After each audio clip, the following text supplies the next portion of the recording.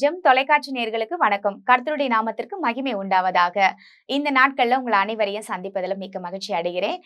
இன்னைக்கு என்ன டைட்டில் நம்ம பார்க்க போகிறோம் அப்படின்னு சொன்னா, பின்னிட்டு பாராதே. பிலிப்பியர் 3:13 இப்பொழுது நம்ம வாசிக்கலாம். சகோதரரே, அதை பிடித்துக் கொண்டேன் என்று நான் எண்ணுகிறதில்லை, ஒன்று செய்கிறேன், பின்னானவைகளை மறந்து முன்னானவைகளை நாடி.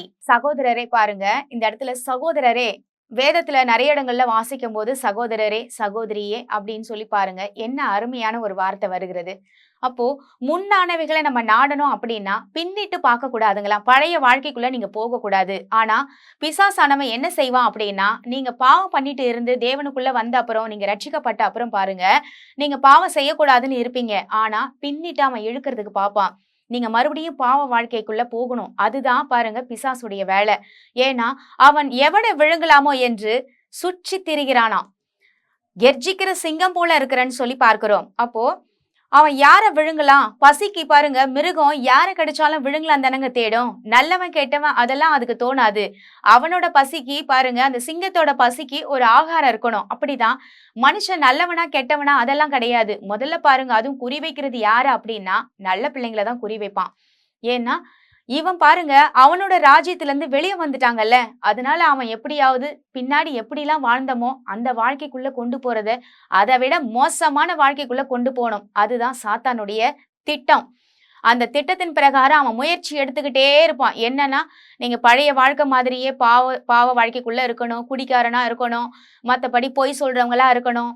நீங்க என்னெல்லாம் முன்னாடி செஞ்சுக்கிட்டு இருந்தீங்களோ அதையெல்லாம் வேணாம், எனக்கு இது தப்புன்னு விட்டுருப்பீங்க.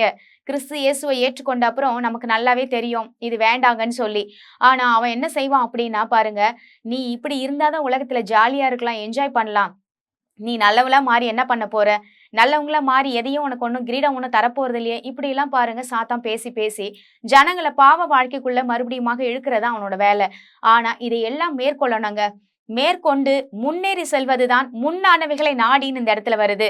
முன்னானவைகள் நாடி அப்படின்னா பாருங்க, இயேசுவை பின்தொடரணுமா. இயேசு கிறிஸ்து இந்த உலகத்துல 33 வருஷம் வாழ்ந்ததுல அவரை பின்பற்றதான் நமக்கு கற்றுக் கொடுத்துட்டு இருக்காரு இல்லைங்களா. அவர் கத்து கொடுத்துட்டு போயிட்டாரு. ஆனா இன்னைக்கும் அவர் உயிரோட நம்ம கூட தான் இருக்கிறாரு. மனிதனும் ஆவியா இருக்கான், கடவுளும் பாருங்க ஸ்பிரிட் தான். அதனாலதான் பாருங்க, இந்த ஆவியோடு இணைகிறது தான் ஆன்மீக தொடர்பு. இந்த ஆன்மீக தொடர்புல ஒரு மனிதன் கனெக்ட் ஆயிட்டாங்க அப்படின்னு சொன்னாக்கா, தேவன் பாருங்க, தேவன் எப்படி அவர் பாவம் செய்யாதவரா இருந்தாரோ, பாவம் செய்ய நிறைய வாய்ப்புகள் இயேசு கிறிஸ்து பாருங்க உலகத்துல வாழும் பொழுது கூட இருந்திருக்கலாம். அதனாலதான் கன்னியர்களால் நேசிக்கப்பட்டவர்னு சொல்லி வருது. அப்ப எத்தனை பொண்ணுங்க ஏசப்பாவை ஆசைப்பட்டிருப்பாங்க. ஆனா அவரால் ஒழுக்கமா வாழ முடிஞ்சது. வாழ்க்கையில ஒரு பந்தய பொருளாக ஓடணும்னு சொல்லி அந்த பகுதியில பாருங்க அடுத்த வசனத்திலையும் போட்டிருக்கு. பிலிப்பியர் 3:14 நம்ம வாசிச்சு பார்த்தா அந்த இடத்துல அவர் லக்கை தேடி ஓடி போனாராம். எப்படின்னா, இயேசு கிறிஸ்து பிதாவினுடைய திட்டத்தை நிறைவேற்றுறதுக்கு எப்படி அவர் ஒழுக்கமா இருக்கணும்னு தானா முடிவு பண்ணிக்கிட்டாரோ, அதே போலதான் பாருங்க இயேசு கிறிஸ்துவ போல நாமும் வாழணும்னு சொல்லி அந்த லெக்க நோக்கி அந்த கோல் வச்சு நம்ம ஓடும் போதுதான் பாருங்க இந்த பாவமான வாழ்க்கைய தூக்கி போடணும். ஏன்னா நம்ம அழுக்கு சட்டைய தேவையில்லாம போட மாட்டோம், அதை கழட்டி போடுறது மாதிரிதான் பாவத்தையும் கழட்டி போடணும்னு வேத வசனத்துல எழுதி இருக்கு. அப்போ பின்னிட்டு பார்க்க கூடாதுன்னு சொல்லிதான் நம்ம பார்க்கிறோம். பின்னிட்டு பார்க்காதீங்க. இது வரைக்கும் உங்க வாழ்க்கையில நீங்க ரட்சிக்கப்பட்டவராயிருந்தா இனி உங்க வாழ்க்கையில நீங்க செய்யக்கூடிய காரியம் என்னன்னா, நம்ம இது வரைக்குமே கடவுளுக்குள்ள வந்து பெருசா எதுவுமே நடந்தில்லையே, அதனால இதுக்கு மேல பழைய வாழ்க்கை மாதிரியே வாழ்ந்துட்டு போயிடலான்னு சொல்லி நிறைய பேர் பாருங்க பின்மாற்றம் அடையிறாங்க. அப்படி இல்லாதபடிக்கு, நீங்க பின்மாற்றம் அடையாதபடிக்கு கர்த்தர் உங்களுக்கு உதவி செய்வார். ஒவ்வொரு பிரச்சனையிலையும் நீங்க கர்த்தரை அழைக்கணும். இயேசுவே நீங்க வாங்க, எனக்கு உதவி பண்ணுங்க, இதுல இருந்து இந்த பாவ வாழ்க்கையில இருந்து என்னை தூக்கி எடுங்க, நான் போகாதபடிக்கு என்னை தடுத்து நிறுத்துங்கன்னு சொல்லி நீங்க கேட்கும்போது கர்த்தர் உண்மையாகவே உங்களுக்கு உதவி செய்வார். இயேசு அதற்காக தாங்க நமக்கு வந்தார். வாங்க அதுக்காக நம்ம செபிக்கலாம். எங்கள் அன்பும் இரக்கமும் நிறைந்த நல்ல தகப்பனே, நாங்கள் மண்டையில் வருகிற சுவாமி, பின்னிட்டு பார்க்காதே அப்படின்னு சொல்லி தலைப்புல நாங்க பார்த்தோம். ஆமா ஆண்டவரே, லோத்துவின் மனைவி பின்னிட்டு பார்க்கும்போது அந்த இடத்துல உப்பு தூணாக மாறினாங்க.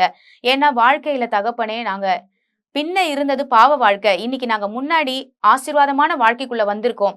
மறுபடியும் அந்த பாவ வாழ்க்கைக்குள்ள போகக்கூடாது என்பதுதான் தேவனுடைய திட்டம். அந்த திட்டத்துக்கு நாங்க கீழ்ப்படிந்து செயல்பட எங்களுக்கு உதவி செய்யுங்க, பலப்படுத்துங்க. இந்த நிகழ்ச்சியை பார்த்து கொண்டிருக்கிற ஒவ்வொருவரும் ஆண்டவரே, உங்க மேல வச்ச நம்பிக்கைய ஆண்டவரே, அது ஒருபோதும் பின்மாற்றம் அடையாதபடிக்கு அவர்களை முன்னேறி செல்ல, அவர்களை கைகளை பிடித்து நீங்க நடத்தும்படியாக ஒப்புக் கொடுத்து நாங்கள் வேண்டிக் கொள்ளுகிறோம். ஜீவனுள்ள நல்ல தகப்பனே, ஆமென். கர்த்தர் நம் அனைவரையும் ஆசீர்வதிப்பாராக. God bless you.